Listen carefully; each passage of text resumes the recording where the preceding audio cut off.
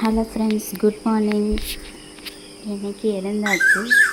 So மழை வந்துகிட்டே இருக்குல்ல, டெய்லி மழை வந்துட்டுருக்கு. ஸோ இப்போ கூடவே பனியும் பெய்யுது. அதான் இது வந்து எங்கள் ஜன்னல்லேருந்து எடுத்த வீடியோ. நைட்டு துணியெல்லாம் காய வச்சு ஈரமாயிடுச்சு.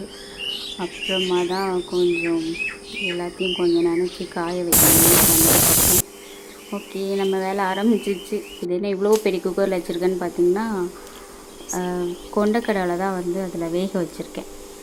எங்கள் வீட்டோட சின்ன குக்கரில் கேஸ்கெட் வந்து அருந்துடுச்சு. அதனால் பெரிய குக்கர்லேயே வச்சு வேக வச்சிடலான்னு சொல்லிட்டு சுண்டல் அதில் போட்டு வேக வச்சுருக்கேன். இந்த சைடு வந்து சாதத்துக்கு வந்து தண்ணி கொதிச்சிடுச்சு. ஸோ சாதம் அரிசி போட்டுரும்.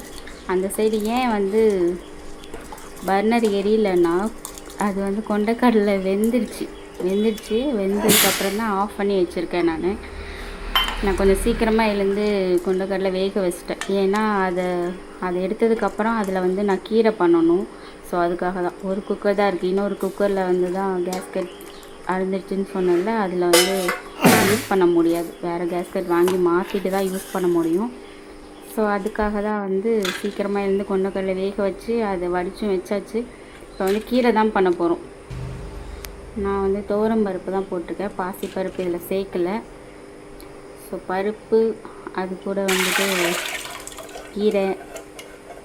கீரை செய்கிறதுக்கு தேவையானதெல்லாம் வந்து அதே குக்கரை வாஷ் பண்ணிவிட்டு அதிலே போட்டு தான் வேக வைக்க போகிறேன். இல்லைனா டைம் ஆகிடும். 2 குக்கர் இருந்தால் பிரச்சனை இல்லை. அதில் ஒன்று இதில் ஒன்று வச்சுருப்பேன். கீரை போட்டாச்சு. அடுத்து வந்து இதுக்கு என்னெல்லாம் போடுவோம், வெங்காயம், தக்காளி இதெல்லாம் போடணும் இல்லையா. அடுத்து ஒன்று ஒன்றா போட வேண்டியது தான். கீரை கழுவி நல்லா அலசி வச்சாச்சு.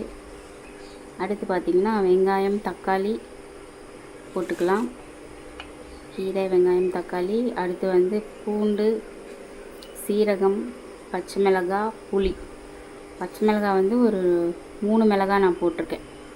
பச்சை மிளகாய், அதுக்கப்புறம் காஞ்ச மிளகாய் வந்து தாளித்து போட்டுருக்கேன். கொஞ்சம் புளி, அப்புறம் வந்து மஞ்சத்தூள் போடணும், கொஞ்சம் பெருங்காயத்தூள், கொஞ்சம் உப்பு. இதெல்லாம் கொஞ்சம் சேர்த்து உப்பு போட்டு எல்லாத்தையும் போட்டு முடிச்சுட்டு மூடி போட்டு வேக வைக்க வேண்டியது தான். வெந்ததுக்கப்புறம் கீரையை கடைஞ்சி தாளிச்சோன்னா வேலை முடிஞ்சிடும். ஸோ இதில் வந்து நான் 3 பச்சை மிளகாய் தான் போட்டிருக்கேன். அது காரம் இருக்காது ஆக்சுவலாக. அப்புறமா காஞ்ச மிளகாய் தாளித்து கொட்டணும்ல, அதில் கொஞ்சம் காரம் வரும். இதில் கொஞ்சம் காரம், அதில் கொஞ்சம் காரம் வரும். காஞ்ச மிளகாய் போட்டால் தான் எனக்கு பிடிக்கும். ஸோ அதனால் நான் காஞ்ச மிளகாய் தாளித்து கொட்டுவேன். அது எனக்கு ரொம்ப பிடிக்கும், அதோடய ஃப்ளேவர். ஸோ எல்லாமே போட்டாச்சு. தண்ணி கொஞ்சம் ஊற்றிக்கலாம். கொஞ்சம் தண்ணி கம்மியாக இருந்தது. தண்ணி ஊற்றியாச்சு. இப்போ மூடி போட்டு கீரையும் வேக வச்சிடலாம். நடுவில் என்ன ஒரு குட்டி சொம்பில் தண்ணி இருக்குதுன்னு பார்க்குறீங்களா, அது வந்து நான் குடிக்கிறதுக்காக வச்சுருக்கேன். எப்போவுமே காலையில் எழுந்த உடனே கொஞ்சம் சுடு தண்ணி குடிச்சிடுவேன். ஒரு 2-3 கிளாஸ் அளவுக்கு சுடு தண்ணி குடிச்சிடுவேன். ஸோ சாதம் ஒரு சைடு வெந்துட்டுருக்கு. இந்த சைடு பார்த்திங்கன்னா குக்கர் பருப்புமே வந்து வெந்துட்டுருக்கு. நல்லா வெந்துருச்சு. வெந்து ஆஃப் பண்ணியாச்சு. நான் அதெல்லாம் உங்களுக்கு காட்டல. ஸோ இப்போ நெக்ஸ்ட்டு வந்து நம்ம கொண்டக்கடலை வேக வச்சோம் இல்லைங்களா, அதை எடுத்து வச்சுருக்கோம். அதை வந்து தாளிக்கிறதுக்காக இன்றைக்கி வந்து எப்பவும் போல் வெங்காயம், பச்சை மிளகாய் போட்டு தாளிக்காமல் கொஞ்சம் மசாலா கொண்டக்கடலை மாதிரி பண்ணலாம் அப்படின்னு சொல்லிட்டு பண்ண போகிறேன். உருளைக்கிழங்குலாம் எப்படி செய்வோமோ அந்த மாதிரி வந்து இந்த கொண்டக்கடலையும் இன்றைக்கி வந்து செய்ய போகிறேன். எண்ணெய் ஊற்றி வச்சு கடுகு, ஒரே ஒரு பச்சை மிளகாய், வெங்காயம், கருவேப்பிலை இது எல்லாத்தையும் போட்டு நல்லா வதக்கிக்கணும். இதுக்கு நல்லா வதங்கணும். வெங்காயம், பச்சை மிளகாய், கருவேப்பிலை எல்லாமே நல்லா வதங்கணும். நல்லா வதங்கினதுக்கப்புறம் வந்து நம்ம அதில் வந்து என்ன சேர்க்க போகிறோம்னா மசாலா சேர்க்க போகிறோம். அது என்ன மசாலான்னா அதுக்கு பாருங்களேன், ஒன்றுமே இல்லைங்க. சும்மா வீட்டில் நம்ம மிளகாத்தூள் அரைச்சி வச்சுருப்போம் தெரியுமா, அந்த மிளகாத்தூளை தான் சேர்க்க போகிறோம். நம்மளோட காரத்துக்கு ஏற்ற மாதிரி கொஞ்சம் காரமாக சாப்பிட்றீங்கன்னா கொஞ்சம் எக்ஸ்ட்ரா சேர்த்துக்கோங்க. நாங்கள் வந்து மிளகாய் பொடி, கொஞ்சம் கரம் மசாலா சேர்த்துட்டு அதிலே உப்பு போட்டு கொஞ்சம் தண்ணி ஊற்றி நல்லா கொதிக்க விடணும். அப்போ தான் அந்த மிளகாவோட பச்சை ஸ்மெல் போகும், மிளகாத்தூளோட பச்சை ஸ்மெல் போகும். அதனால் தண்ணி ஊற்றி உப்பு போட்டுட்டு நல்லா கொதிக்க விட்டுரும்.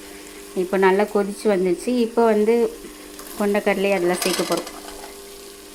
அவ்வளோதாங்க. சேர்த்துட்டு நல்லா கலரி விட்டுக்கலாம். நல்லா கலரி விட்டோன்னா மசாலா சுண்டல் ரெடி ஆகிடும். ஃபைனலாக வந்து அதில் துருவின தேங்காய் வந்து சேர்த்து, அப்போ தான் நல்ல டேஸ்ட்டாக இருக்கும். எங்கள் வீட்டில் வந்து இது ரொம்ப காரமாலாம் இருக்காது. பார்க்குறதுக்கு நிறைய மிளகாய் பொடி மாதிரி தெரியும், ஆனால் அது அவ்வளோ காரமாலாம் இருக்காது. ஆமாம், கொஞ்சம் தான் வச்சுருக்கேன். மிளகாத்தூள் வீட்டில் அரைச்சதில்ல, அதனால் ரொம்ப காரமாலாம் இருக்கும். நான் கொஞ்சமாக தான் போட்டிருக்கேன். ஸோ ஃபுல்லாக அந்த மசாலாலாம் சுண்டலில் ஒட்டுற மாதிரி நல்லா கிளறி விட்டுக்கணும். கிளறினதுக்கப்புறம் உப்பு டேஸ்ட்டு பார்த்துட்டு அதுக்கேற்ற மாதிரி உப்பு பத்தலைன்னா உப்பு போட்டுக்கலாம். இப்போது நம்ம தேங்காய் துருவனது பார்த்திங்களா, நாங்கள் மிக்சியில் தான் ஒரு ஓட்டிடுவோம். ஸோ துருவன தேங்காவை வந்து அதில் போட்டு ஒரு நிமிஷம் நல்லா கிளறி விட்டு இறக்கணுன்னா மசாலா சுண்டல் ரெடி ஆகிடும். சாப்பிட்றதுக்கு செம்மையாக இருக்கும், சூப்பராக இருக்கும், டேஸ்ட்டாக இருக்கும். இது வந்து எப்போவுமே செய்ய மாட்டேன்.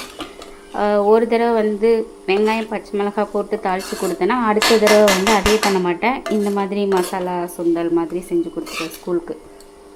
ஸோ கொஞ்சம் மாற்றி மாற்றி செஞ்சு கொடுத்தா தான் சாப்பிடுவாங்க. ஒரே மாதிரி செஞ்சு கொடுத்தா போர் அடிச்சிடும்ல. அதனால் ஒரு வாரம் அது செஞ்சால் அதுக்கு அடுத்த வாரம் வந்து இந்த மாதிரி டைப்பில் வந்து நான் ஸ்கூலுக்கு ஸ்நாக்ஸ் செஞ்சு கொடுப்பேன். அவ்வளோதாங்க, மசாலா சுண்டல் ரெடி ஆயிடுச்சு. அடுத்து கீரையும் வெந்துருச்சு. ஸோ தண்ணி வந்து ஒரு பாத்திரத்தில் எக்ஸ்ட்ரா தண்ணி எல்லாத்தையும் எடுத்து வச்சாச்சு. எக்ஸ்ட்ரா தண்ணியெலாம் எடுத்து இதோ பாருங்கள், எக்ஸ்ட்ரா தண்ணி எடுத்து வச்சாச்சு. அந்த காஞ்ச மிளகாய் வந்து எதுக்குன்னா, நான் சொன்னேன் இல்லையா, காஞ்ச மிளகாய் தாளித்து கொட்டினா எனக்கு பிடிக்கும்னு சொல்லிவிட்டு அதுக்காக தான் வச்சுருக்கேன். இப்போ வந்து கரண்டியில் இதோட ஹேண்டில் உடஞ்சிச்சு, அதனால் வச்சுருக்கோம். இப்போ வந்து காஞ்ச மிளகாய் ரொம்ப கருகிடக்கூடாது, நல்லா வறுத்துட்டு அந்த காஞ்ச மிளகாவை கொட்டிட்டு அப்புறமா தான் கீரையை வந்து கடையணும். ஸோ காஞ்ச மிளகாய் வந்து நம்ம எண்ணெயில் போட்டு வறுத்தாச்சு. அதை வந்து கீரையோடு சேர்த்து கொட்டிட்டு அதுக்கப்புறம் இப்போ வந்து கடைய வேண்டியதான். கீரையை நல்லா மசிக்கணும். கீரை நல்லா வெந்துச்சு, கீரை பருப்பு எல்லாமே நல்லா வெந்துடுச்சு. ஸோ நல்லா மசித்து கடையணும். ஸோ உங்கள் வீட்டில் நீங்கள் கீரை எப்படி பண்ணுவீங்க அப்படின்னு கமெண்ட்டில் சொல்லுங்கள். அந்த மாதிரி நான் ட்ரை பண்ணி பார்க்குறேன். ஸோ எங்கள் வீட்டோட கீரை ரெசிபி இப்படி தான் இருக்கும். ஸோ ஓரளவுக்கு கீரை கடைஞ்சிட்டோம், நல்லாவே கடைஞ்சாச்சு. அவ்வளோதாங்க, இனி கீரையை தாளிக்க வேண்டியதான் ஃபைனலாக. இந்த கீரை தண்ணி எடுத்து வச்சோம் இல்லைங்களா, இதை வந்து வேஸ்ட் பண்ணக்கூடாது. நம்ம கடைஞ்ச கீரையோடையே சேர்த்து ஊற்றி கலக்கணுன்னா கரெக்டாகிடும். ஏன்னா தண்ணி நம்ம கொஞ்சம் கரெக்டாக வைக்கணும். ரொம்ப தண்ணி ஆயிடுச்சுன்னா அது வந்து கீரை மாதிரியே இருக்காது, நல்லா இருக்காது, ஒரு மாதிரி ஆகிடும். ஸோ கரெக்டாக நம்ம வைக்கிற தண்ணி கரெக்டாக வச்சோன்னா இந்த மாதிரி கீரை கன்சிஸ்டன்சி கரெக்டாக இருக்கும். ஸோ உப்பு கொஞ்சம் இல்லை, அதனால் கொஞ்சம் உப்பு சேர்த்துக்கிறோம், அவ்வளோதான். நல்லா கலக்கி விட்டுட்டு கொஞ்சம் கொதிக்கணும். இது கொதிக்கிற டைமில் நம்ம வந்து என்ன பண்ணோன்னா எண்ணெய் ஊற்றி கடுகு போட்டு தாளிச்சிடலாம், அவ்வளோதான். கீரையும் ரெடி ஆகிடும். ஓகே, ஆல்மோஸ்ட் கொதி வந்துருச்சு கீரையில். இப்போ வந்து கரண்டியில் எண்ணெய் ஊற்றி வச்சாச்சு. கீரையும் வந்து ஒரு கொதி நல்லா கொதிச்சிருச்சு. ஸோ இப்போ வந்து நம்ம கடுகு போட்டு தாளிச்சிடலாம், அவ்வளோதாங்க. எண்ணெயும் வச்சாச்சு, எண்ணெய் சூடாயிடுச்சு. ஸோ இப்போ கடுகு போட்டு தாளிச்சிடணும். தாளித்து கொட்டிட்டோன்னா கீரையும் ரெடி ஆகிடும். ஸோ இன்றைக்கி எங்கள் வீட்டில் வந்து என்ன லஞ்சுன்னு பார்த்தீங்கன்னா கீரை, அப்புறம் மசாலா சுண்டல்.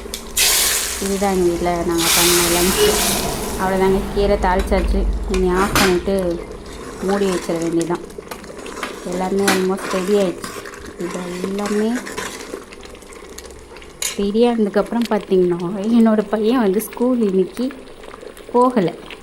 ஏன்னா அவனுக்கு வந்து ரொம்ப சளி, ரெண்டு மூக்குமே நல்லா அடைச்சிருச்சு. ரொம்ப டயர்டாக இருக்குது, இன்றைக்கி ஒரு நாள் நான் லீவ் போட்டுக்கிறேன் அப்படின்னு சொன்னான். சரி, நானும் சொல்லி விட்டுட்டேன்.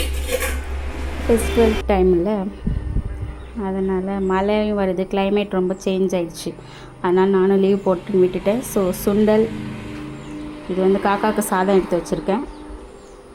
அப்புறம் வந்து சாப்பாடு, கீரை. ஸோ இந்த வீடியோ பிடிச்சிருந்தால் லைக் பண்ணுங்கள், சேனலை